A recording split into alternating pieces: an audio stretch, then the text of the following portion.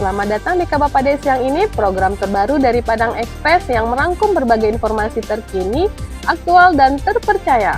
Mulai dari peristiwa penting, kabar daerah, hingga informasi menarik lainnya. Semuanya kami hadirkan secara singkat dan jelas. Inilah Kabar Pade Siang ini, rangkuman berita khusus untuk Sanak semua. Sanak, kita awali Kabar Pade Siang ini dengan informasi pertama. Wajah baru pagar Museum Aditya Warman yang telah selesai direnovasi beberapa waktu lalu tampak semakin mempercantik kawasan tersebut. Pada Senin 23 Februari 2026, tampilan pagar kini terlihat lebih rapi dan cerah, menghadirkan kesan segar bagi setiap pengunjung maupun masyarakat yang melintas di sekitarnya. Pembenahan ini dinilai memberikan dampak positif terhadap citra pariwisata Kota Padang. Kawasan museum yang menjadi salah satu ikon budaya Sumatera Barat itu kini tampil lebih tertata dan representatif sebagai destinasi wisata sejarah. Upaya revitalisasi kawasan budaya ini diharapkan mampu meningkatkan daya tarik wisatawan sekaligus menjaga ikon sejarah daerah tetap terawat dengan baik, sehingga terus menjadi kebanggaan masyarakat Sumatera Barat.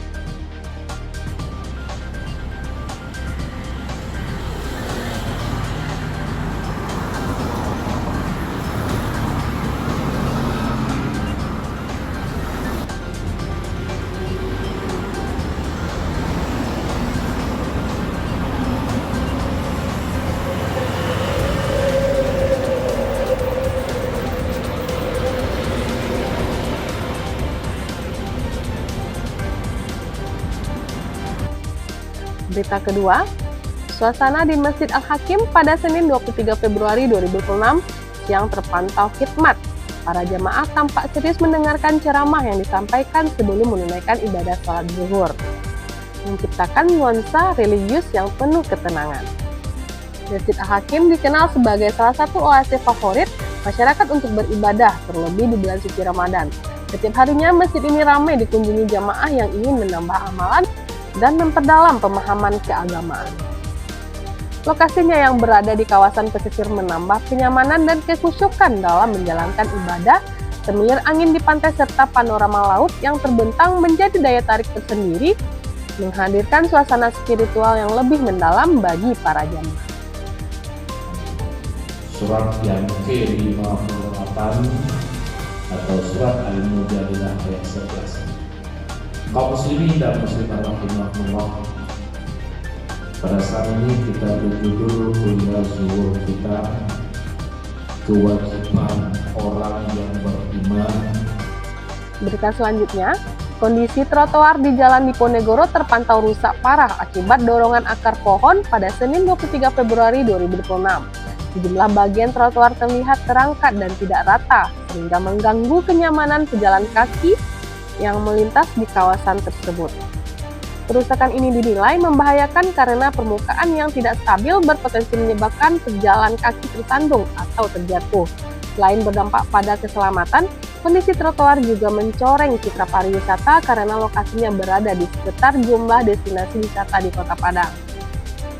Masyarakat berharap pemerintah Kota Padang segera melakukan pembenahan agar akses menuju kawasan wisata kembali aman, nyaman, dan representatif, baik bagi warga maupun wisatawan yang berkunjung.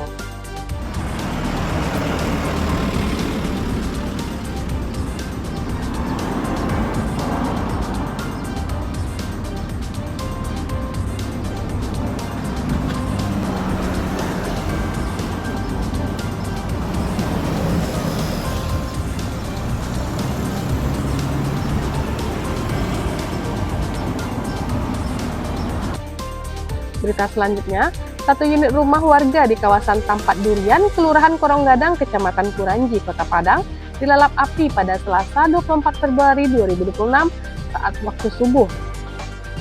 Peristiwa kebakaran tersebut mengejutkan warga sekitar yang tengah bersiap memulai aktivitas pagi. Petugas damkar Kota Padang bergerak cepat setelah menerima laporan pada pukul 5:38 waktu Indonesia bagian Barat. Meski sempat terkendala akses jalan yang sempit menuju lokasi, api berhasil dipadamkan dalam waktu kurang dari 1 jam sehingga tidak merambat ke bangunan lain di sekitar lokasi. Tidak ada korban jiwa di dalam kejadian ini, namun kerugian material ditaksir mencapai 100 juta rupiah. Hingga kini penyebab kebakaran masih dalam penyelidikan pihak berwenang.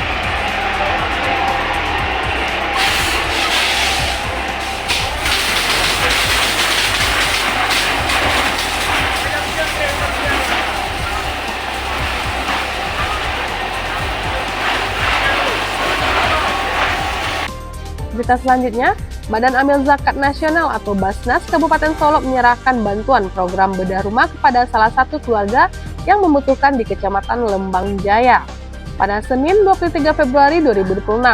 Bantuan tersebut menjadi bentuk nyata kepedulian terhadap masyarakat yang membutuhkan hunian layak.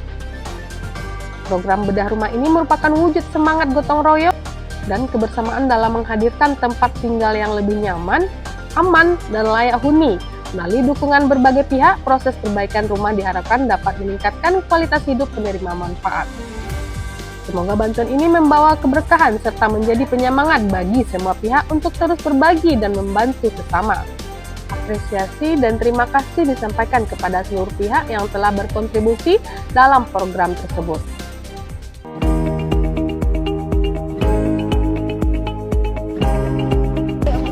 Kita bersama Basnas hari ini ya, kita mau berbuka bersama di Tatamane bersama para kepala OPD ya, kita biar buka itu bermerakyat ya, biar kita berbuka di tempat mereka, saudara-saudara kita yang masih belum mampu, berkesempatan lebih baik, dan kita hadir sebentar lagi kita bantu untuk rumah layak huninya dari Basnas bisa 25 juta. Nah, mudah-mudahan manfaat untuk dia dan bagaimana ekonominya ke depan.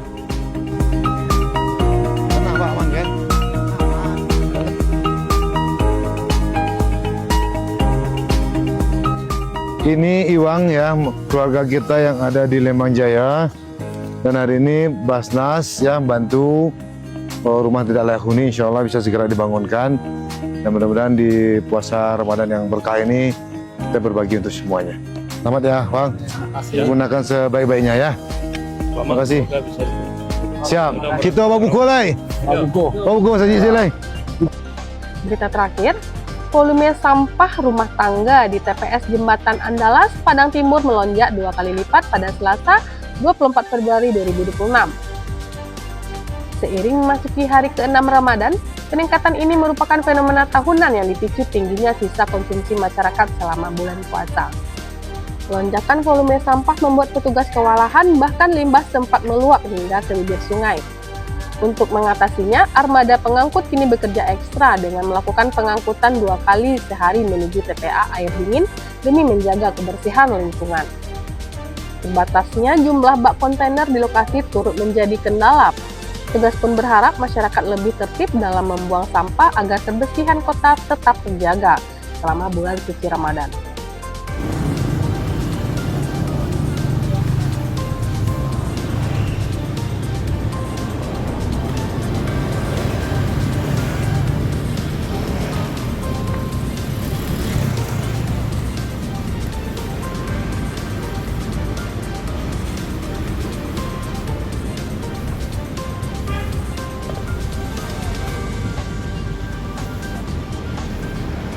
Demikian rangkuman Kabar Pade siang ini. Terima kasih telah menyaksikan dan tetap bersama Padang Express.